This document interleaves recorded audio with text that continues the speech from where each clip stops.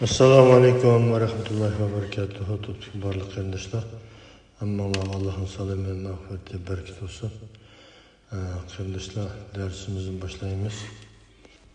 A'udzu billahi minash shaytonir rojim. Bismillahirrohmanirrohim. Dersimiz 13-cho'ng gunoh, yetimning melini yavilish va unga zulm qilish. Bu vaqtda Alloh taolo sura Nisoning 10-oyatida mundaq deydi: Zulm qilib yetimlarning mol mulkini nahaq yevoladiganlar shubhasizki qo'rsig'iga qiyomat kuni yenib turadigan o'tni yevolgan bo'ladi. Ular yenib turgan o'tqa, ya'ni do'zaxga kirdi dedi. Sura Al-Am'niki 152-oyatida bo'lsa, yetimning melini toki u balog'atga yetganga qadar uningga eng foydali usulda tasarruf qilinglar.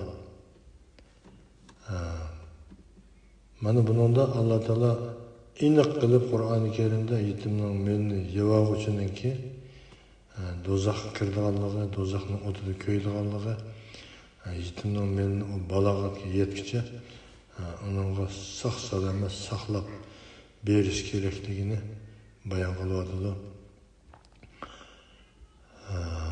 Abu Said Xudri radhiyallohu anhudan rivoyat qilinadiki, payg'ambar sallallohu alayhi vasallam Miroj ahvolini so'zlab bergan hadisida bunday deydi: "Men bir to'p odamlarni ko'rdimki, ularga yana bir to'p odamlar musallat qilinibdi.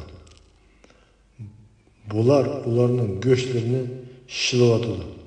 Boshqa bir to'p odamlar o'tdan bo'lgan toshlarni ilib kelib ularning og'ziga selyotdi.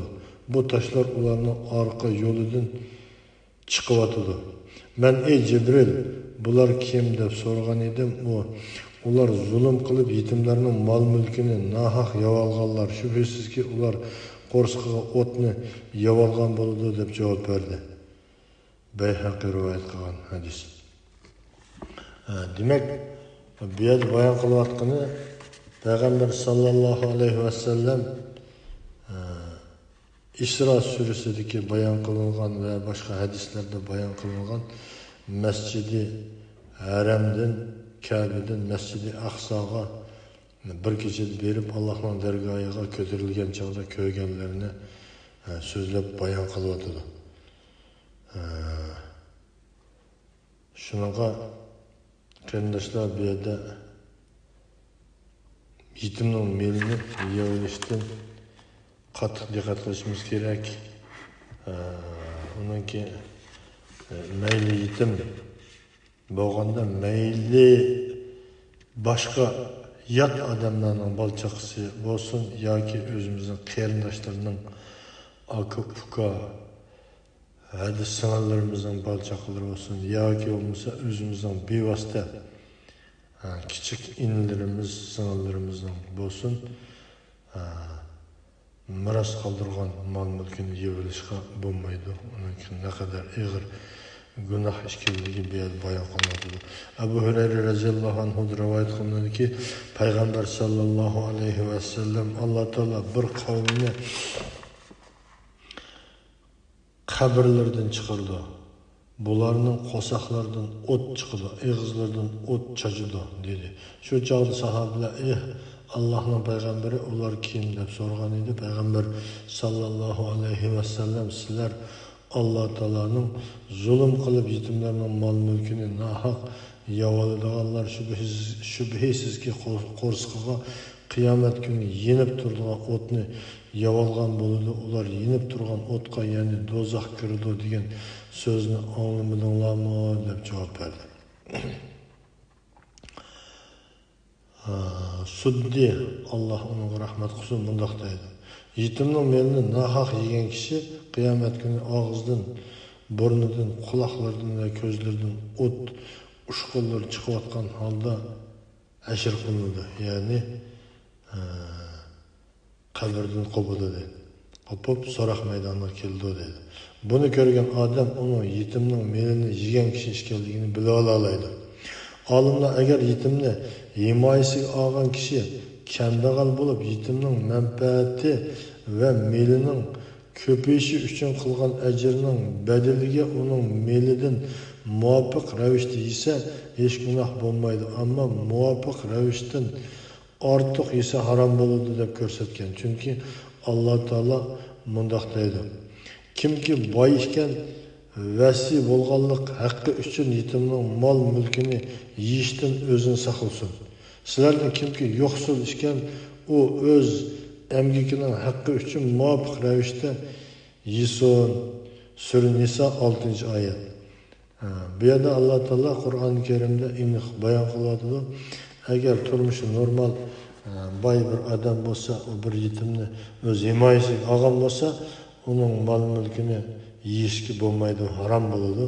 Agar u kambag'al odam bo'lsa, yo'qsul bo'lsa, turmush qiyinchilik o'tgan bo'lsa, yetimni beqib olgan bo'lsa, uningki shu boqqan haqqi uchun shu haqqiga tegishli oz miqdorda yesa Alloh taolo buni ruxsat qilgan deb bu yerda aniq bayon qilinadi qarindoshlar. Shunga bunga diqqat qilishimiz kerak. Hamda yetimning melini muvofiq ravishda yeyish haqida bundoq 4 xil qarash bor. Shu kambag'al bo'lgan kishi yetimning melini muvofiq ravishda yesa bo'ladi degan narsaga asosan 4 xil qarash bor. Birinchisi qarz sifatida elishga bo'ladi. Ikkinchisi isrof qilmaslik sharti bilan ehtiyojiga kuchli elishga bo'ladi. Uchinchisi yetimning holidan xabar olish uchun emgak sarf qilgan bo'lsa ajriga tushliq elishga bo'ladi. To'rtinchisi yetimning melini elishga majbur bo'lib qolganda elib keyin pul topganda qaytardi. Agar pul topolmasa olgan meli halol bo'ladi. Bu qarashlarni İbn Javzi tafsirida bayon qilgan. Chunki bu yerda kambag'al, eg'ir kambag'al, nahayat yo'qsul odam bo'lsa, yetimning melini o'ziniki shuningga qilgan ajri uchun elib, keyin qaytarman deb olgan bo'lsa, u qaytarolmagan bo'lsa, ko'p emas, oz miqdordagisi qaytarolmagan bo'lsa, buning bo'ladi deydi. Sahih Buxoriyda Payg'ambar sallallohu alayhi vasallamning men bilan yetimni himoyasiga olgan kishi jannatda mana mundoq bo'lmaydi deganligi va o'ttir barmoqi bilan ko'rsatkich barmoqini birlashtirib, ondan orasini ajratib ko'rsatganligi rivoyat qilingan. İmam Buxoriy, Abu Davud, İmam Ahmadlar rivoyat qilgan hadis. İki barmoqni chiqarib, mana shunday holatda ayrilmay biz yaqin turimiz, ya'ni yetimni himoyasiga olgan yetimning beshini silg'anlar bilan men shunday yaqin holatda bo'laman qiyomatda deydi. Sahih Muslimda Payg'ambar sallallohu alayhi vasallamning o'zining yoki boshqa birining tuqqani bo'lgan yetimni himoyasiga olgan kishi va men jannatda mana bundoq bo'lamiz deb o'tir barmoqi bilan ko'rsatkich barmoqni ko'rsatganligi rivoyat qilingan. İmam Muslim, İmam Malik, İmam Ahmad rivoyat qilgan hadis. Mana buningmi mayli o'zining bevosita tuqqani yoki kichik ular bir kishi ota-onasi yetim qolgan, lekin o'zi balog'atga yetib bo'lgan cho'ng bo'lsa, uning kichik balog'atga yetmagan ini singillari bo'lsa yoki bo'lmasa boshqalarningki yetim qolgan bolalarni beqib olgan, himoyasiga olgan bo'lsa, shuning beshini silgan bo'lsa, Payg'ambar sallallohu alayhi vasallam qiyomat kuni men shular bilan mana shunday ikki barmoq birga turgandek birga turman deb bayon qiladi. Shuningga yetimning melini yevilishdan saqlanish kerak qarindoshlar. Bo'lmasa yetimning meli o't bo'lib qiyomat kuni og'izdan kirib, kayindan chiqib, quloqlaridan, burunlaridan hamma yerdan chiqarganligi bayon qilinadi. Shunga qarindoshlar, qiyomatda azob qolmaslik uchun yetimning melini yevilishdan saqlanishimiz kerak. Alloh taolo darslarimizni manfaat qilib bersin.